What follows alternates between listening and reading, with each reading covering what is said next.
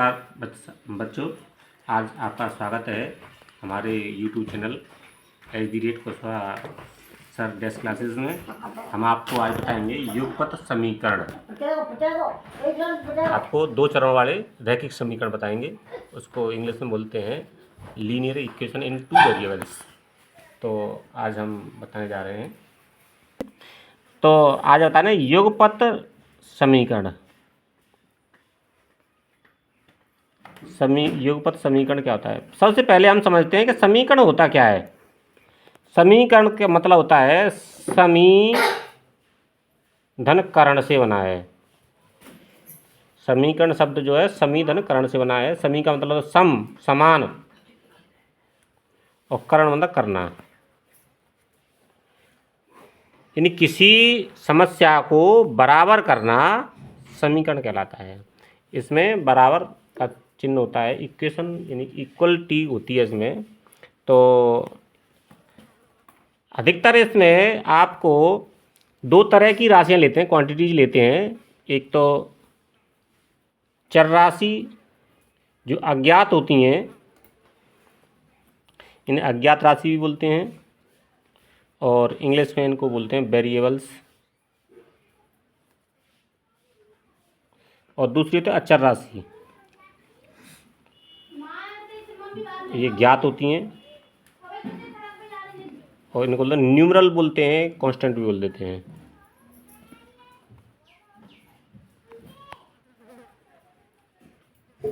Numerals.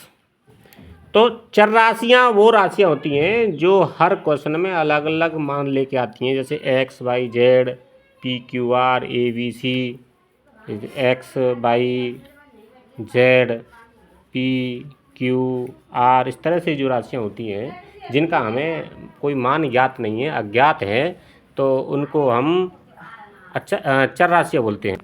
दूसरी राशियाँ होती हैं अचर राशियाँ, जैसे कि 1 है, 2 है, 0 है, 5 है, यानी काउंटिंग जितनी राशियाँ होती हैं, काउंटिंग नंबर्स होते हैं, न्यूमरल्स होते हैं, उनको आप अचर राशियाँ बोलते हैं। 2 तरह की राशियाँ होती हैं।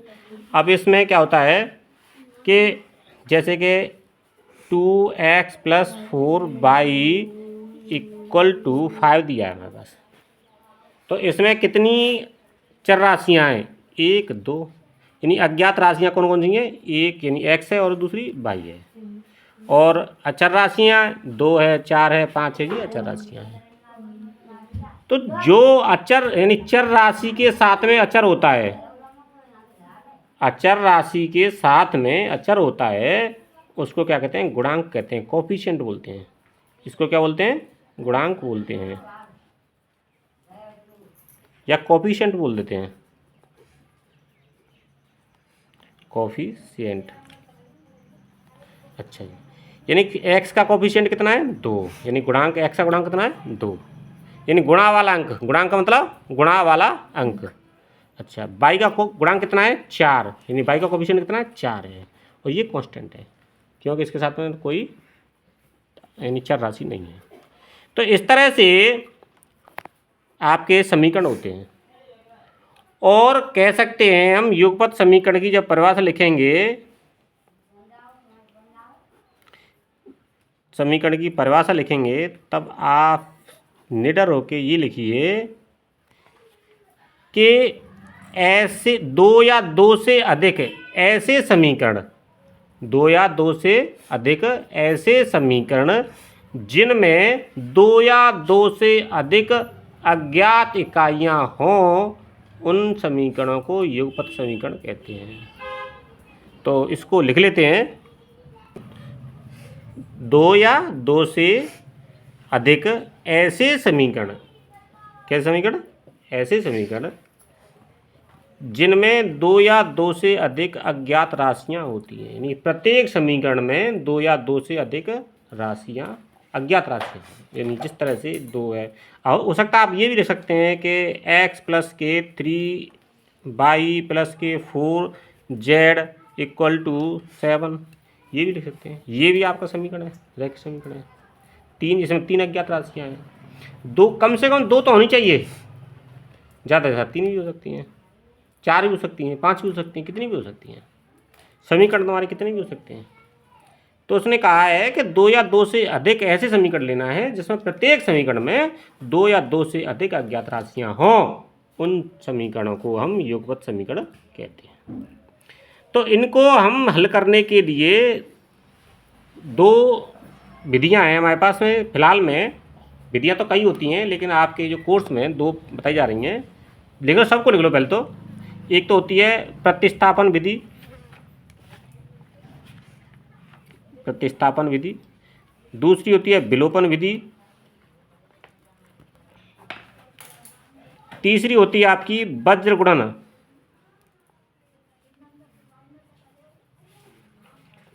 और एक होती है आलेख विधि, आरेख विधि, ग्राफ वाली। ये ग्राफ वाली होती है। और वज्र गुणन को क्रॉस मल्टीप्लिकेशन कहते हैं।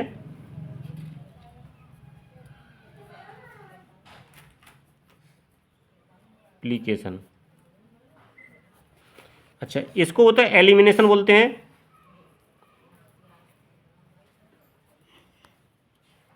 और इसको बोलते हैं सब्स्टिट्यूशन, सब्स्टिट्यूशन।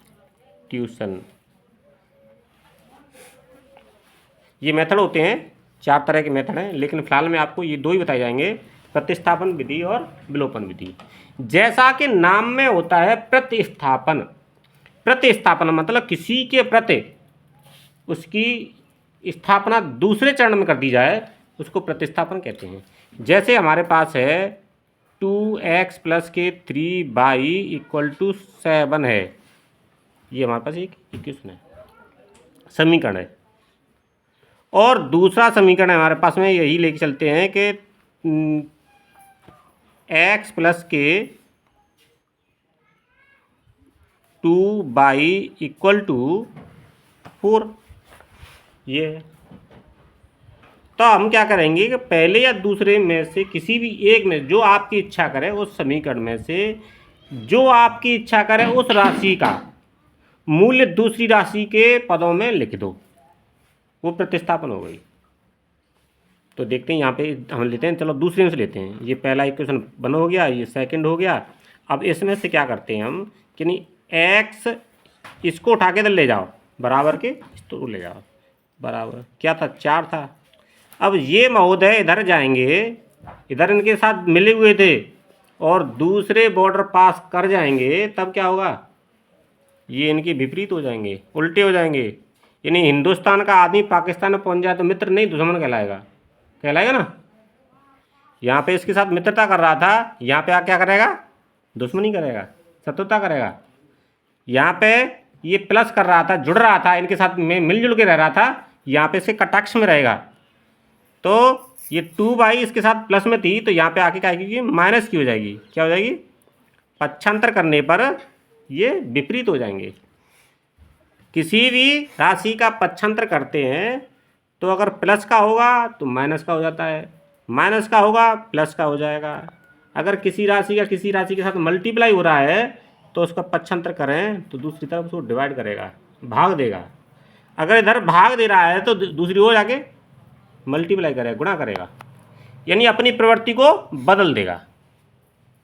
ठीक है, तो ये क्या है, x = कितना हो जाएगा, 4 - के 2y। अब ये x का मान किसके चरण में हो गया, y के पदों में हो गया। अब हम चाहें तो x की जगह पे इसको रख सकते हैं, जिस समीकरण में से लिया था उसको छोड़ करके दूसरे में रखना है। यानी कि हमने 2 में से लिया था, 2 में नहीं रखेंगे, पहले में रख दो। तो पहले में रखते हैं, यानी लिखेंगे इसमें x का मान समीकरण 2 में रखने पर, सॉरी 1 में रखने पर, 1 में रखने पर, तो x का मान समीकरण 1 में रखने पर तो क्या लिखेंगे, 2। अब x नहीं लिखेंगे, यहाँ पे x के मान को रखेंगे। अब ये x कह रहा है कि अब मैं नहीं जा रहा भाई, तू जा। यानी कि अब x कह रहा है कि मैं नहीं जाऊंगा, अब तुम जाओ मेरी जगह पे, जहां मेरी जरूरत है वहां पे तुम काम करना। तो ये पहुंच गए साहब। तो इसका क्या था, x का काम इनके साथ में क्या था, 2 के साथ गुणा करना था। तो इनका भी काम यही रहेगा कि 2 का गुणा करना, भाई x 2 का गुणांक था यहाँ पे, तो अब x की जगह पे 4 माइनस 2y आए हैं, उनका भी यही कर्म रहेगा कि 2 के साथ में गुणा होना, तो 2 के साथ में गुणा हो जाएगा इनका। 4 माइनस के 2y, समीकरण जैसा है वैसा बना रहेगा, प्लस के 3y बराबर हो गया साहब 7। अब देखो 2 का गुणा कर दो इनमें, पहले x में तो हो नहीं पा रहा था, अब इसमें हो जाएगा। अब देखो एक आपके पास गुणन का जो एक विधि थी, उसमें एक सिद्धांत था, लॉ था, प्रॉपर्टी थी, विशेषता थी कि किसी संख्या का दो संख्याओं के यानी घटाव या जोड़ के साथ गुणा होता था या भाग होता था, तो उसको कहते थे वितरण का नियम, तो दोनों में बट जाता था। तो 2 का गुणा इसमें भी होगा, 2 का गुणा इसमें भी होगा, तो 2 गुणा 4 कितने हो जाएंगे 8, माइनस और 2 गुणा 2 4y, प्लस के 3y = 7। अब देखो ध्यान से, 1y तो इन 2y तो 4y तो माइनस की हैं और 3y प्लस की हैं, तो किसकी ज़्यादा है बोलो? माइनस की। तो अब जब मिलेंगी तब क्या होगा, माइनस की 4y और प्लस के 3y, यानी कि प्लस की 3y माइनस की 3y को तो खा जाएगी, खत्म हो जाएंगी दोनों लड़ लड़ के, किसकी बचेगी? माइनस की 1 बचेगी हैं। तो अच्छा जी, तो 8 माइनस के y बराबर 7। एक y को एक लिखो या न लिखो, y लिख दो तब भी वो एक y ही बन जाएगी, ठीक है। अच्छा अब 8 को उठा के इधर ले जाओ, 8 को उठा के इधर ले गए, तो माइनस के y = 7 माइनस के 8, तो माइनस y = 7 माइनस 8। अब देखो यहाँ पे माइनस की y बची है और यहाँ पे 7 में से 8 गई तो माइनस की 1 आया। अब माइनस का गुणा करते हैं तो y = 1 हो जाएगा, क्या हो जाएगा? y = 1। y का मान कितना हो गया? 1 हो गया। अब x कह रहा है कि मेरा मान बताओ कितना हो गया भाई? तेरी कितनी थी भाई? मेरी वैल्यू भाई 4 में से 2 y घटा दो, मेरी वैल्यू निकल आ गई। तो उसने कहा कि 4 में से 2 y का मान घटा दो, मेरी वैल्यू है, तो अब निकालते हैं। तो 4 माइनस के 2, y की वैल्यू कितनी है? 1 ले लिया, 2 एकम 2, ठीक है, तो कितना हो गया? 4 माइनस के 2 बराबर 2, यानी x का मान कितना हो गया? 2 और y का मान हो गया 1।